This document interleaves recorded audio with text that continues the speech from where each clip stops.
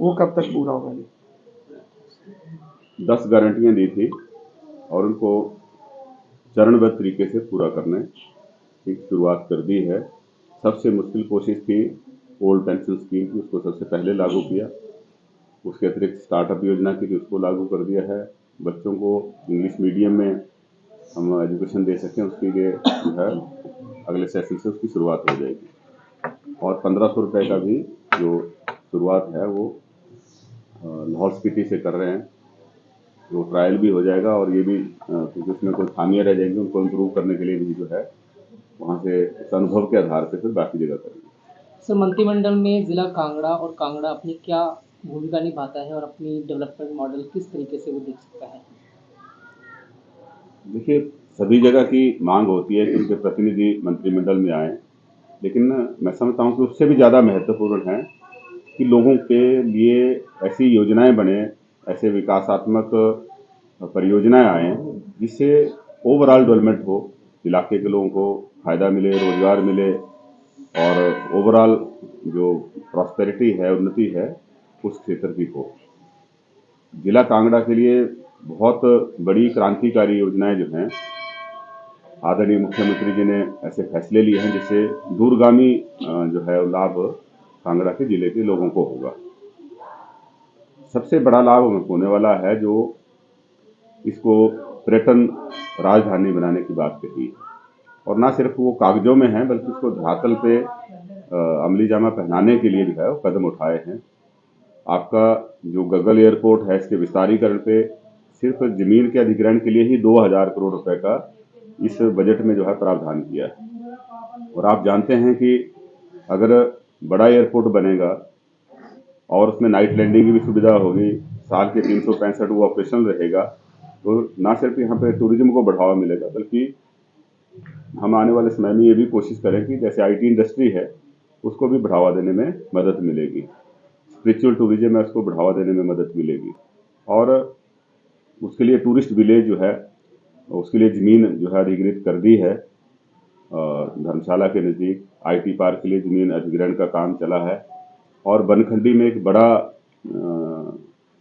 जो है वो जू चिड़ियाघर जो है उसके बनाने के लिए भी जो है वो कदम उठाए हैं। बहुत शीघ्र जो है वो आपको उसको धरातल पे उसका स्वरूप जो है देखने को मिलेगा।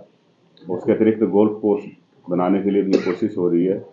अभी एक बड़ा बीवरेज प्लांट जो है उसका शिलान्यास रखा गया जिससे लगभग 2000 लोगों को रोजगार के अवसर मिलेंगे। तो इन कदमों को अगर देखेंगे तो ये सिर्फ राजनीतिक प्रतिनिधित्व देने मात्र से विकास नहीं होता है, लेकिन विकास करने के लिए, समग्र विकास के लिए जो है वो धरातल पर ऐसी परियोजनाओं को अमली जामा पहनाकर जो है हम लोगों का भला कर सकते हैं। और उसके लिए आदरणीय मुख्यमंत्री जी ने बड़ी सराहनीय पहल की है। इन्होंने ना सिर्फ लोगों को राजनीतिक तौर पर प्रतिनिधित्व देने का काम किया बल्कि जो बड़ी परियोजना भी जो है वो कांगड़ा के लिए लाए। और बहुत पहले का इनका जो ओरिजिन है वो कांगड़ा जिला का ही है। मुख्यमंत्री जी जो है वो कांगड़ा से ही माइग्रेट होकर जो है इनके परिवार नदौन गए। सर, सरकार योजनाओं की बात तो करती है लेकिन हिमाचल में कहीं ना कहीं बजट जो है वो एक स्पीड ब्रेकर का काम करता है। बजट कहाँ से आएगा सरकार के पास? बजट तो ऐसा नहीं बोल सकते कि जीरो है, लेकिन ये ठीक है कि उसकी हमारे पास उतना पर्याप्त नहीं है जितना हमारी अपेक्षाएं हैं और लोन बहुत ज़्यादा है। लेकिन वर्तमान सरकार ने जो है वो ना सिर्फ एक्सपेंडिचर पे ध्यान दिया है बल्कि रिसोर्स मोबिलाइजेशन के ऊपर भी ध्यान दिया है।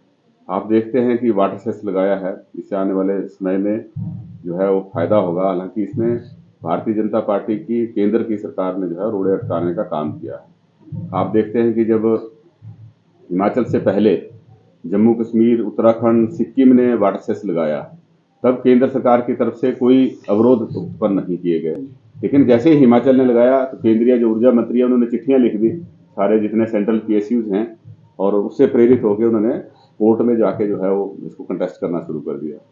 तो ये अवरोध खड़े करने के बावजूद भी हम आगे बढ़ेंगे। हमने वो कानून बनाया है, उसको जो है लागू कर दिया है। इसके अतिरिक्त यहाँ पे जो शराब के ठेके थे उनको लेकर बड़ा धांधलेबाजी होती थी। बिना नीलामी के जो है वो कई सालों से जो था वो ऐसे ही उसकी थोड़ी बहुत परसेंटेज बढ़ा के दे दिया जाता था। इस साल जो है उनकी नीलामी की गई, जिससे लगभग 500 करोड़ रुपए का जो अतिरिक्त राजस्व है वो सरकार को मिलने वाला है। और ऐसे भी कदम उठाए, छोटे से छोटा कदम से लेके बड़े, जैसे आम और खास आदमी का जो अंतर था उसको भी खत्म करके, हालांकि वो बड़ा कम मात्रा में रेवेन्यू बढ़ेगा, उससे बढ़ रहा है, लेकिन जैसे हिमाचल भवन है, रेस्ट हाउसेज है, इसमें जो अधिकारी थे, एमएलए मिनिस्टर थे, उनके लिए 200 रुपये किराया लगता था और आम हिमाचली के लिए 1200 रुपये लगता था।